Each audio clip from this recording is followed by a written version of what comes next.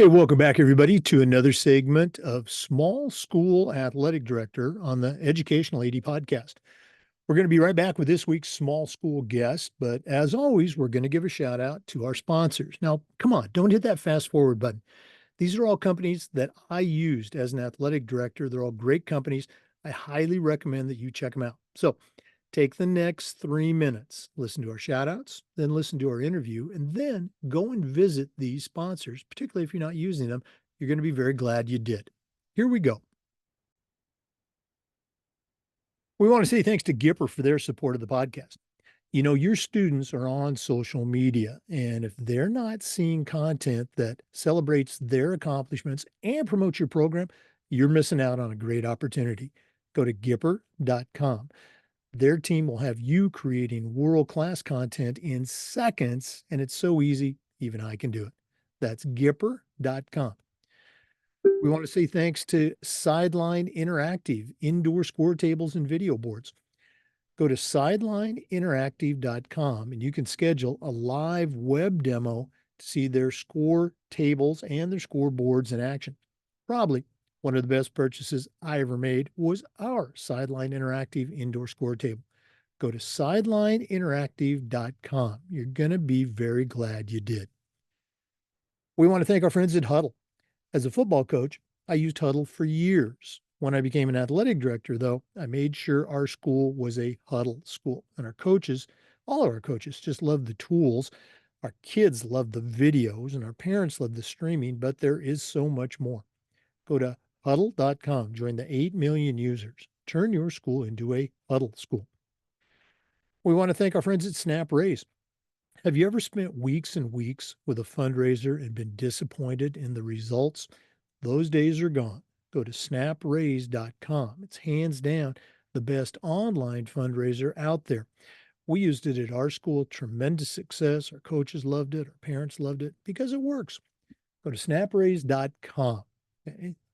The number one online fundraising platform, snapraise.com. We want to say thank you to Vital Signs Wall of Fame. Are you looking for a really cool way to display your school record boards for all the teams, for all the events, or show off your school's Hall of Fame? Go to Vital Signs Wall of Fame and take a look at their interactive touch screen video consoles. They're also a great way to tell your school's unique history and brag about your proudest moments. The website is vitalsignswalloffame.com. We want to thank Hometown Ticketing. Hometown's the leading digital ticketing provider to schools and colleges. I don't think I need to say anything more. Whether it's more support, more security, or more customization, Hometown is here to help you make the best online ticketing solution. That's hometownticketing.com. We want to thank Ohio University and their online masters in athletic administration. Now, I didn't get my master's from Ohio University, but my assistant AD did, along with thousands of others, and it was a great experience. It's very affordable, totally online, just about 20 months. And in addition to earning your master's degree at the same time, you're also completing 11 NIAAA leadership training courses at no extra charge. That's ohio.edu/info/MAA, the Ohio University Online Masters. We want to say thank you to Home Campus. Home Campus is a platform you're going to use every single day, whether it's scheduling, rosters, results, communication. Their athletic eligibility and clearance platform alone is worth the price. Go to homecampus.com. That's it, homecampus.com. And we want to say thanks to Athletic Surveys by LifeTrack. Athletic directors already get feedback, but most of the time it's from a very small group that just wants to complain. Go to athleticsurveys.com. They're going to connect you to that complaining group, but they're also going to connect you to the 98% that support your program. And having that information is incredibly valuable, especially when you're meeting with a frustrated parent, maybe your principal, or even your school board. Go to athleticsurveys.com. They're going to create a custom survey that lets you take the pulse of everybody in your program. That's athleticsurveys.com. Welcome back, everybody, to another segment of Small School AD on the Educational AD Podcast. We're going up to Maryland today, and we're going to be visiting with Jessy Morgan. Jessy has an incredible background in athletics as an athlete, as a coach, and now as an athletic director. I wish we had more time on this segment, but we're definitely going to invite her back for a full interview. Jessy Morgan, welcome to Small School AD. Thank you so much for having me. I'm so excited to share with you all about my little small school experience. Well, we like to let our listeners have a chance to get to know our guests. So give us that quick bio. Tell your life story in 2 minutes. Growing up, high school, college, and then we'll talk about your school. Okay, growing up, I'm Baltimore through and through. I'm a native Baltimorean. I love it. I love the Ravens, Orioles, Crabs, the Inner Harbor. So I always knew that I wanted to raise my children here and to live here. So that's pretty much what I did. I went off and I played my collegiate ball at the University of Virginia, and I spent a lot of time there. I was at a coach at Howard University, which is an HBCU and lacrosse was my career. So I played lacrosse, even though I was a three-sport athlete in high school, and most of my teammates or others would probably think I was a volleyball player in college, but I did not actually go on to play volleyball or basketball. I played lacrosse. Baltimore's known for lacrosse, if you didn't know.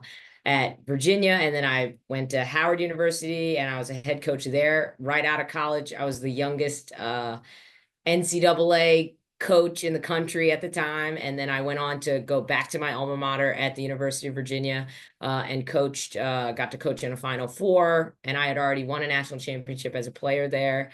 And then I went on to try to get closer to Baltimore at George Mason University, where we had several great seasons. I was A10 coach of the year and had a great run. And then, I had family and decided to move back. And I found Garrison Forest, which I was already familiar with. I went to a school right around the corner, McDonough. So I was familiar with the school. It's a boarding school in Baltimore County, and it's all girls, and I'm having a great time.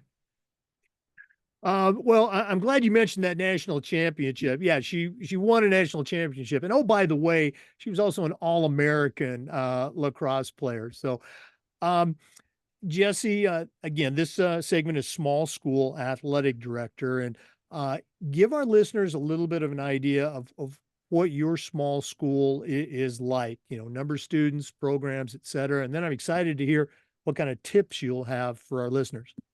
Okay, I got it. So Garrison Forest is a boarding school, so we get students from all around the world. We're actually daycare through 12, so not just preschool. We have daycare through 12, so we're serving that entire community. And I'm so fortunate to be able to, not a lot of athletic directors activate outside the 8th through 12th realm, but we have programming for our littlest ones, not daycare. They're not playing sports, but from first grade to 12th, we provide programming, and that's from, lacrosse is a big one. I'm just going to admit that. So we provide lacrosse and soccer and field hockey. Garrison Forest is known for field hockey, so we have to get the little ones in there, starting with their sticks or as early as we can. So I think it's great to be able to have young women start early in a really safe, fun environment, and I can provide really high level coaching that you probably wouldn't get otherwise. Boy, that's so cool to be involved with the little ones. The schools where I was the AD here in Florida primarily were mostly K through 12 schools. And although I wasn't responsible for the lowest level, Yeah. it was still fun to be around those kids.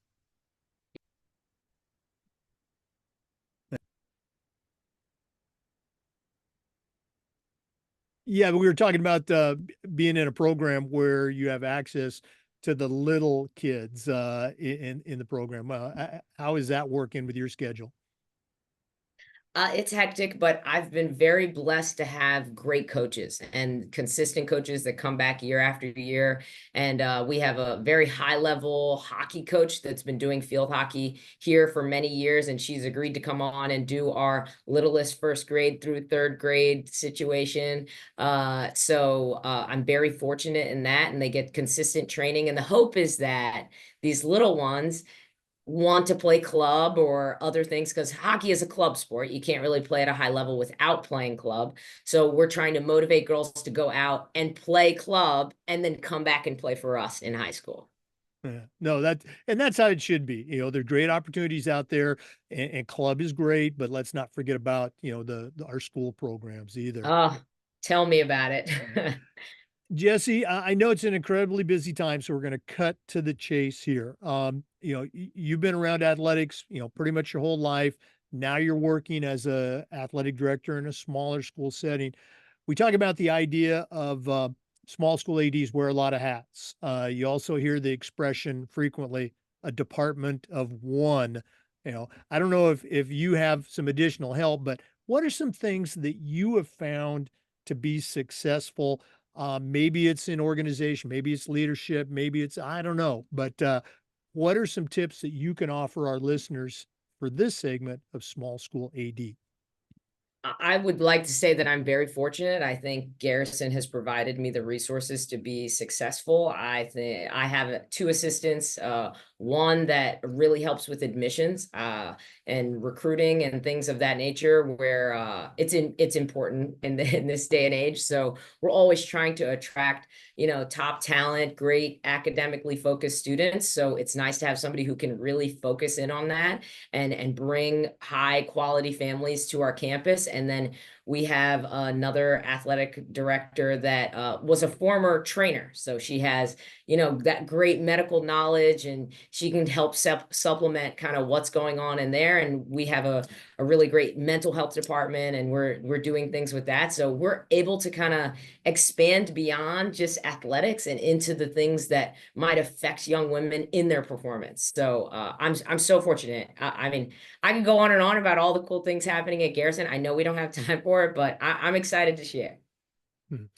Well, again, coming in as an athletic director, there's an expression, sometimes we use it with coaches, you don't know what you don't know.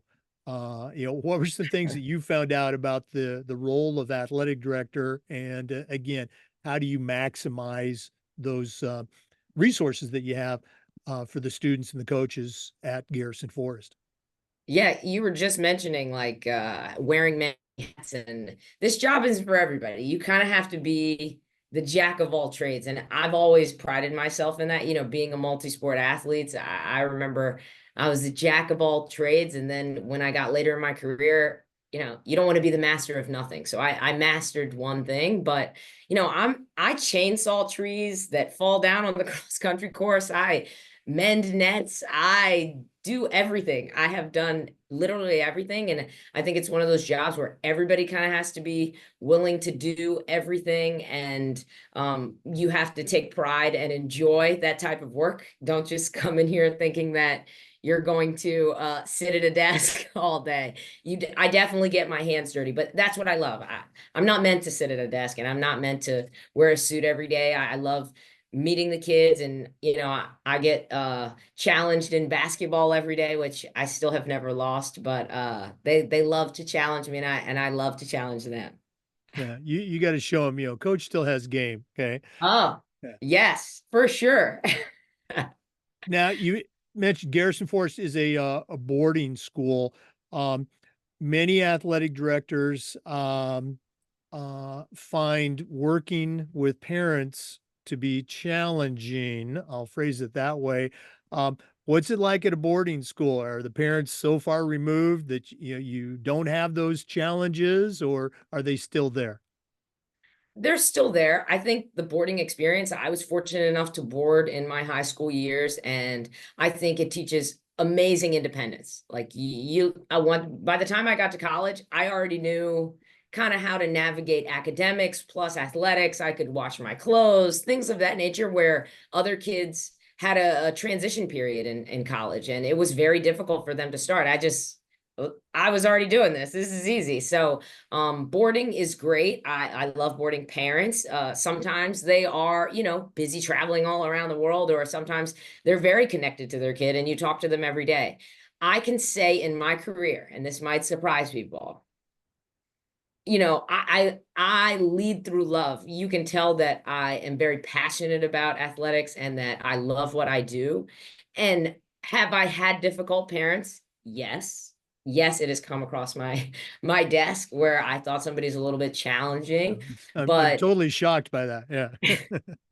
I understand where they're coming from, right? These are our children. I have children. I know how I would feel if I felt like my daughter was being slighted or my son was being slighted. So I understand that, and people are passionate about it. So I really, and let's just knock on wood, I haven't had an insane parent involvement because one, I come from a place of love and compassion and just I love what I do. So you really can't get me down. I wake up enjoying it every day. And then I'm a parent. So I understand where you're coming from. And I understand the hurt and the complexity of sports. And I understand that some of your most challenging moments are the best lessons. Like my bad coaches are where I learned the most and really set me up to be a better coach in my own life. So I see value in everything, even the bad experiences. So maybe that's what makes me crazy.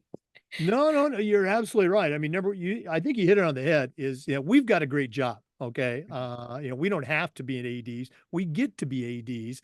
And Yeah. so you got to love it. And if you don't, you're in the wrong profession. But on those challenges, absolutely. I can still remember, you know, those coaches. There weren't many, but a couple of coaches that I had, whether it was junior high or college. And I remember telling myself, I'm not going to be that coach. I'm not going to coach that way. Exactly. Yeah. So very cool stuff. Um, Jesse, I'd love to, and we're going to, Okay.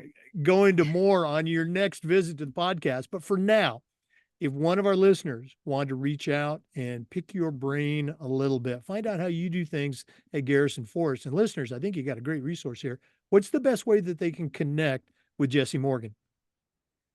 I'm on LinkedIn. I'm on Instagram. You could DM me. People like to do that, but I'm JMolax on Instagram, JMOLAX. And email is, ADs don't like to say that dirty word, but you can email me. It's just Jessy Morgan at gfs.org. And I spell my name Jessy. I like to be different. Well, again, the email I think is much better than that old school blinking light on your staff telephone with the voice Yeah. message there. Those voice messages, you're just, That is bad. yeah, You're you're right. in that. I forward them to my cell phone now, though. Okay, there That you go. helps. Yeah, okay. Well, Jesse, thanks again for sharing with our listeners. All the best with the rest of the fall season as we get ready to transition to winter. I'm going to put you on the spot. Are we going to see you in Austin for the national conference? You know what? I really do want to go. That's what I can tell you. Like I'm warming up to the idea. I've gone before, and honestly, it was an amazing experience. So I do want to go again. I'm trying to move my schedule around to make it happen. All right. Well, good deal. Well, worst case, if you can't make it this year, we'll definitely see you next year down in Tampa. You'll come to my state. Okay. I love it. All right. For our listeners, we want to say thanks to you and remind you that we upload the Zoom recordings of all of our interviews to the Educational AD Podcast YouTube channel. We do this segment every week, and just about every day we try to share stories and best practices. So come back and join us for the next episode of the Educational AD Podcast. We'll see you next time. And before we go, we want to give our sponsors one more shout out. Let's say thanks to Ohio University and their online masters, Vital Signs Wall of Fame, touchscreen video consoles. Boy, you can't beat that. Let's say thanks to Huddle. I used it as a coach. I used it as an AD. Go to huddle.com. Athletic surveys by LifeTrack. My school, we use surveys for everything. You should use them too. Go to athleticsurveys.com. I want to thank Home Campus. You've heard me say before, it's a platform you're going to use every single day. Go to homecampus.com. I want to say thank you to Gipper. Start creating world-class content for your athletic program social media. It's Gipper.com. I want to say thank you to Hometown Ticketing, the leading digital ticketing provider to schools and colleges. Go to hometownticketing.com for more information. I want to thank Snap Raise, the hands down the #1 online fundraising platform, and Sideline Interactive. Go to sidelineinteractive.com. Check out their indoor score tables. You're going to be very glad you did. Thanks again for listening. We'll see you next time on the Educational AD Podcast.